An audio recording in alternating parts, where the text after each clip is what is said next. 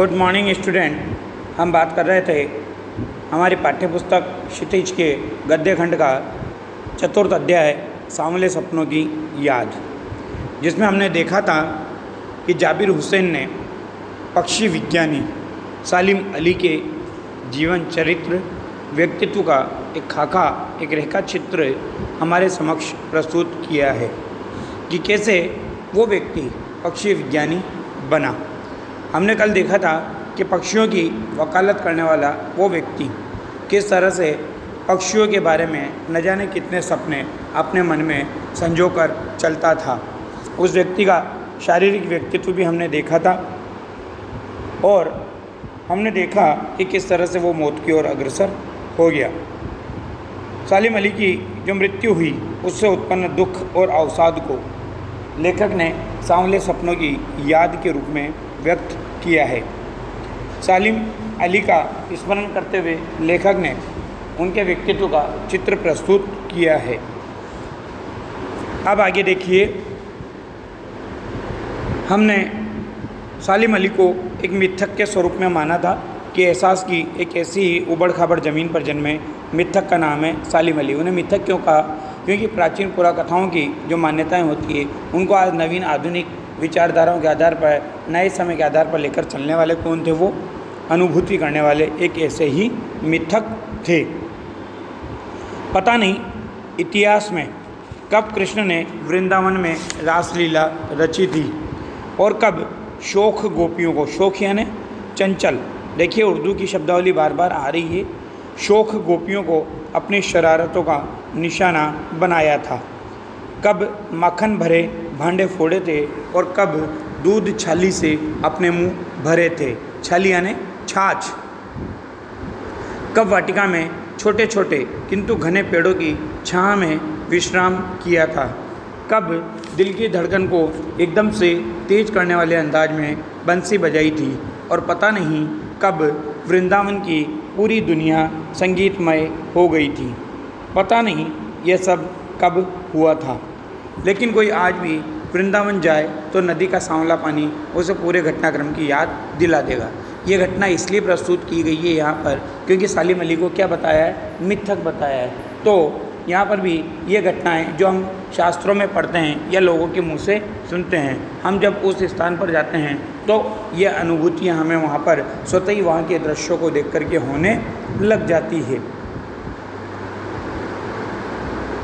हर सुबह सूरज निकलने से पहले जब पतली गलियों से उत्साह भरी भीड़ नदी की ओर बढ़ती है तो लगता है जैसे उस भीड़ को चीरकर अचानक कोई सामने आएगा और बंसी की आवाज़ पर सबके किसी के कदम थम जाएंगे। मतलब आज भी वहाँ पर जाते हैं तो ऐसा लगता है कि आज भी वहाँ पर श्री कृष्ण उन भीड़ भरी गलियों में से निकल करके आएगा, अपनी बांसुरी बजाएगा और उस बांसुरी की आवाज़ से सब किसी के कदम वहाँ पर रुक जाएंगे, थम जाएंगे। कहने का मतलब है कि उनकी बंसी का आकर्षण, उनकी बंसी की मधुरता, उनकी मुरली की मादकता आज भी वहाँ की गलियों में महसूस होती है।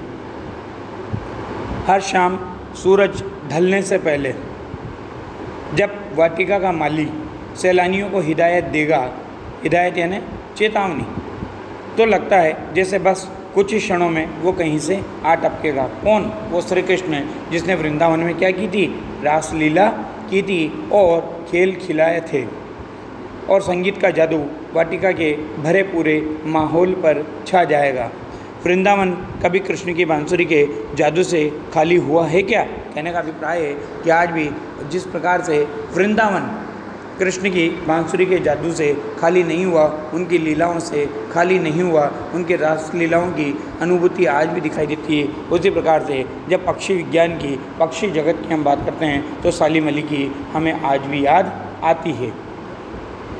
मिथकों की इस दुनिया में इस सवाल का जवाब तलाश करने से पहले एक नज़र, अब यहाँ पर शारीरिक व्यक्तित्व द्वारा अंडरलाइन करना प्रश्न बनता है ये बार बार, एक नज़र कमज़ोर काया वाले उस व्यक्ति पर डाली जाए जिसे हम सालिम अली के नाम से जानते हैं। उम्र की शदी तक पहुँचने में, उम्र की शदी यानी 100 वर्ष तक पहुँचने में थोड़े ही दिन तो बच रहे थे। संभव है लंबी यात्राओं की थकान ने उनके शरीर को कमज़ोर कर दिया हो और कैंसर जैसी जानलेवा बीमारी उनकी मौत का कारण बनी हो। कहने का मतलब है कि वो वृद्धावस्था में जा चुके थे, उनकी उम्र 100 वर्ष तक होने वाली थी और उनको एक असाध्य बीमारी कैंसर के रूप में हुई जो उनकी मौत का कारण बनी। उनके शरीर की कमजोरी को देखकर ऐसा लगता था मानो उन्होंने जो संपूर्ण जीवन पक्षियों को लेकर के जो यात्राएं की थी, उन यात्राओं की थकान ने उनके शरीर को कमज़ोर कर दिया हो। लेकिन इतना सब कुछ होने के बाद भी, मौत आने के बाद भी उनकी आंखों से वो रोशनी नहीं छीन सकी जो पक्षियों की तलाश और उनकी हिफाजत करने के प्रति समर्पित थी।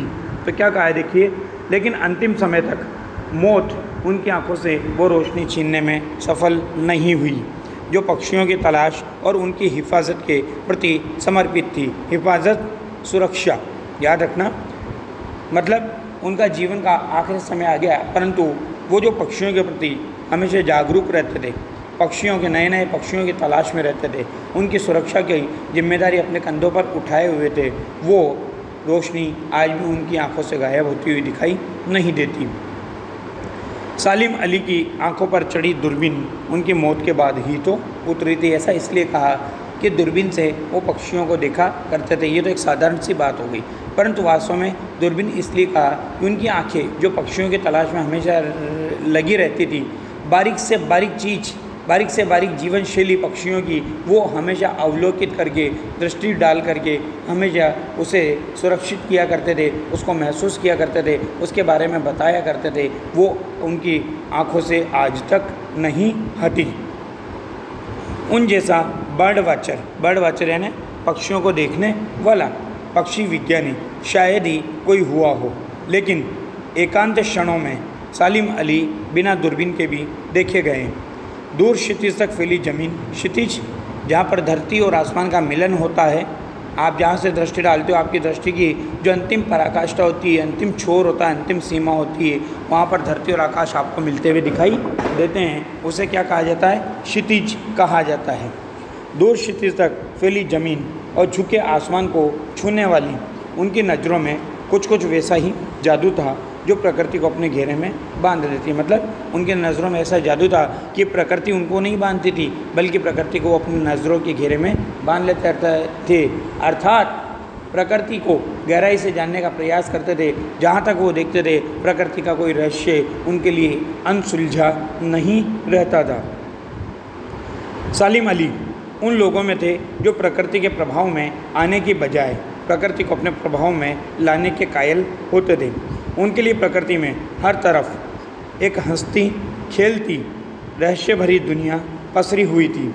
ये दुनिया उन्होंने बड़ी मेहनत से अपने लिए गढ़ी थी। कहने का मतलब है ये दुनिया उन्होंने स्वयं निर्मित की थी, क्योंकि वो प्रकृति और प्रकृति के बीच में ही अपने जीवन को यापन किया करते थे। प्रकृति की अनमोल धरोहर पक्षियों की खोज में सदैव लगे रहा करते थे। इसके गढ़ने में उनकी जीवन साथी अर्थात उनकी पत्नी तहमीना, उसका नाम था, तहमीना ने काफ़ी मदद पहुंचाई थी। तहमीना स्कूल के दिनों में उनके सहपाठी रही थी। सहपाठी यानी क्लासमेट जिसे आप लोग बोलते हो, है ना। अपने लंबे रोमांचकारी जीवन में ढेर सारे अनुभवों के मालिक सालिम अली एक दिन केरल की साइलेंट वैली को रेगिस्तानी हवा के झोंकों से बचाने का अनुरोध लेकर चौधरी चरण सिंह से मिले थे। उस समय हमारे देश के प्रधानमंत्री कौन थे? चौधरी चरण सिंह। चौधरी साहब गांव की मिट्टी पर पड़ने वाली पानी की पहली बूंद का असर जानने वाले नेता थे।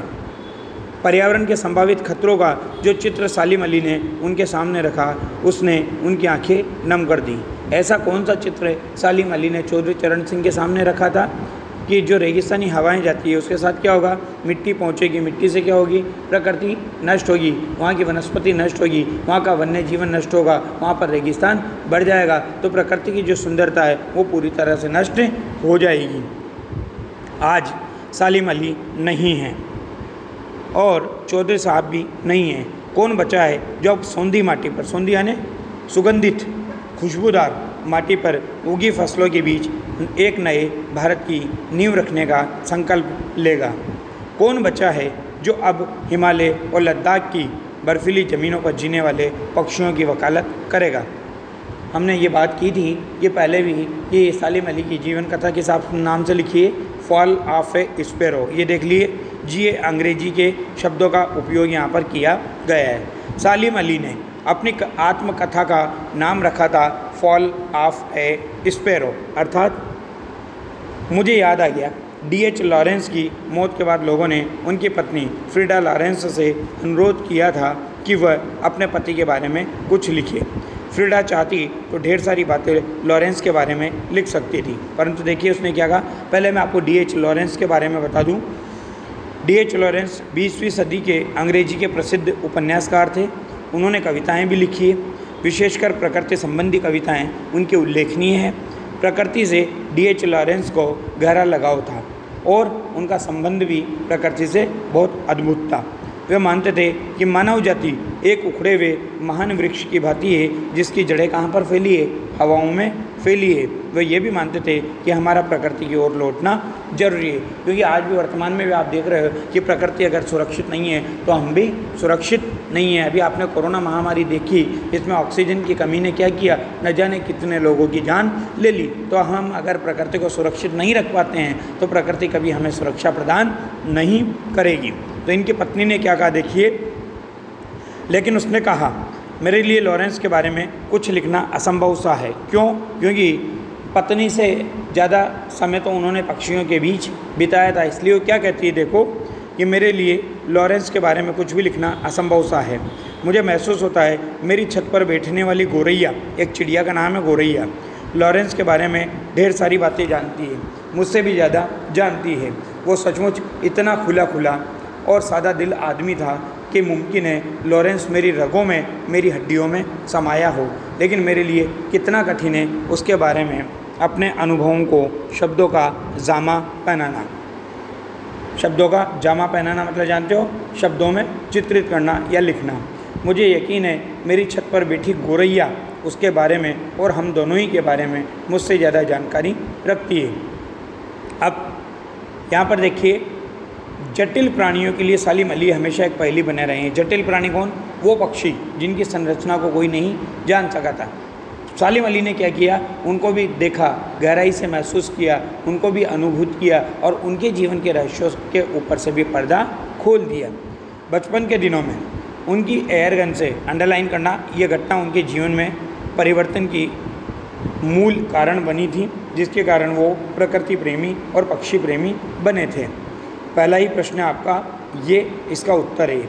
उनकी एयरगन से घायल होकर गिरने वाली नीलकंठ की वो गौरैया सारी ज़िंदगी उन्हें खोज के नए नए रास्तों की तरफ ले जाती रही। ज़िंदगी की ऊंचाइयों में उनका विश्वास एक क्षण के लिए भी डिगा नहीं। वो लॉरेंस की तरह नैसर्गिक ज़िंदगी का प्रतिरूप बन गए थे। नैसर्गिक यानी प्राकृतिक ज़िंदगी। जैसे लॉरेंस ने प्रकृति के बीच ज़िंदगी बिताई, वैसे ही सालिम अली ने भी प्रकृति के लिए अपना जीवन समर्पित कर दिया। इसलिए लॉरेंस की तरह नैसर्गिक ज़िंदगी का प्रतिरूप उनको कहा गया है।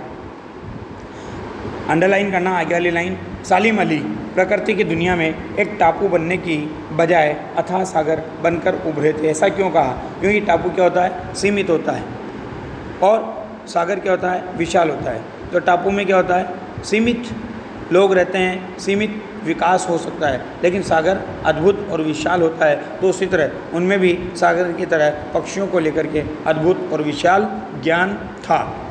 जो लोग उनके भ्रमणशील स्वभाव और उनकी यायावरी घुमक्कड़, जिसे कहा जाता है घूमने वाला, यायावरी से परिचित हैं, उन्हें महसूस होता है कि वो आज भी पक्षियों की सुराग में ही निकले हैं। सुराग अर्थात खोज, कि पक्षियों की खोज में ही निकले हैं और बस अभी गले में लंबी दूरबीन लटकाए अपने खोजपूर्ण नतीजों के साथ लौट आएंगे। जब तक वो नहीं लौटते क्या उन्हें गया हुआ मान लिया जाए? अर्थात ऐसा लगता है कि सालिम अली आज भी लौट करके आएंगे। जब तक वो लौट कर नहीं आते उनको गया हुआ माना नहीं जा सकता। मेरी आंखें नम हैं, सालिम अली तुम लौटोगे ना। तो यहाँ पर देखिए लेखक ने मूल रूप से क्या बताया है, सालिम अली के बारे में बताया है कि सालिम अली आज भी लौट करके आ सकते हैं, ऐसा उनको लगता है। धन्यवाद।